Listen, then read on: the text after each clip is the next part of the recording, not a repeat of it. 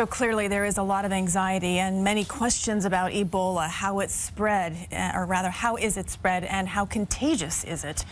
And more, right? Dr. Yeah. Max Gomez here now to answer some of those questions. So let's talk about this doctor, Dr. Spencer. We understand he rode in an Uber cab. He was at a bowling alley. He was at a restaurant. You know, how contagious was he at those times? The answer he wasn't. Right. And then should people who were in contact with those places or things be worried? Well, the question here really is how long can this virus survive outside of the body, right?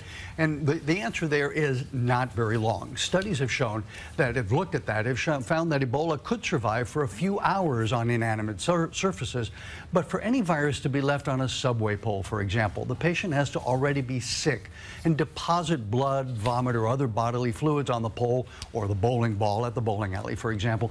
You're not shedding virus until you become symptomatic. And Dr. Spencer had not developed any symptoms when he was out and about. And any virus on eating utensils, for example, or clothing is easily killed by hot water in a dishwasher or washing machine. It's not going to survive that. Making me nervous with that, by the way. We didn't know what that was for when you got on set. So we talked about surfaces, touching surfaces. What about the air? It's not an airborne virus. The answer is no. If it were an airborne virus, we would have millions of cases already in Africa instead of thousands. And the close household contacts of Thomas Eric Duncan, the Dallas patient who died of Ebola, did not get sick. It requires close contact with infected bodily fluids, blood, vomit, or feces.